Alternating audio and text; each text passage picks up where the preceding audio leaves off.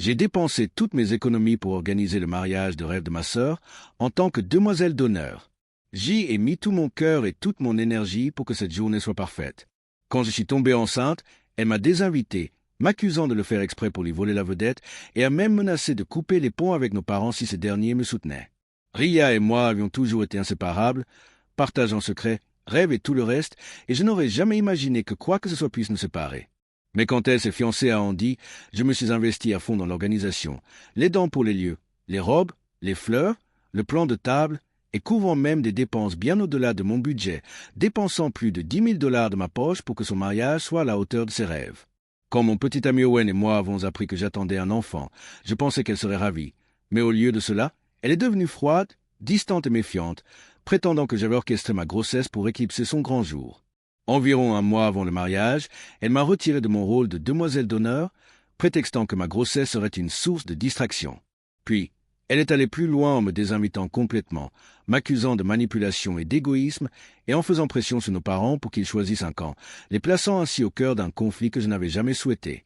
Malgré mes tentatives répétées pour m'expliquer, la rassurer et rester calme, elle a refusé de comprendre mon point de vue, déformant tout pour me faire passer pour la méchante. Le traumatisme émotionnel m'a épuisé et brisé. Le jour du mariage, presque tous les membres de la famille ont annulé leur venue, la laissant désemparée et isolée. Je n'y étais pour rien. Ses agissements, ses accusations et son refus d'assumer ses responsabilités avaient éloigné tout le monde. Si j'ai éprouvé un pincement au cœur, j'ai aussi compris que ce désastre était de sa propre faute. Mes parents ont fini par la confronter, exigeant des comptes. Face à son refus de s'excuser ou de reconnaître sa cruauté, ils ont pris la difficile décision de rompre les liens familiaux et de la déshériter, une décision qui m'a choqué mais qui a aussi confirmé la gravité de son comportement et l'impact de ses choix. Pendant ce temps, Ria continuait de répandre des rumeurs à mon sujet, m'accusant de mensonges, de manipulation et de ruiner sa vie. Je me retrouvais seul face à la trahison, la confusion et la tristesse, car ma sœur, autrefois ma plus proche alliée, était devenue une source de souffrance incessante.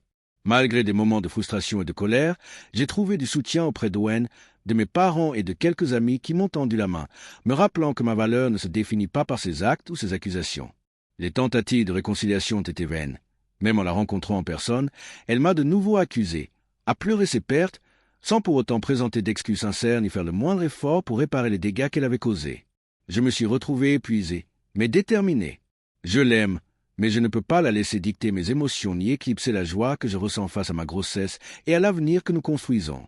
Et même si j'espère qu'un jour elle reconnaîtra ses torts, pour l'instant, je vais de l'avant, je me concentre sur ma vie, ma famille et le bonheur que procure ce nouveau départ, sachant que certaines relations ne redeviendront jamais ce qu'elles étaient et que parfois le choix le plus courageux est de se protéger, soit et ses proches, de ceux qui refusent d'assumer la responsabilité de leurs actes.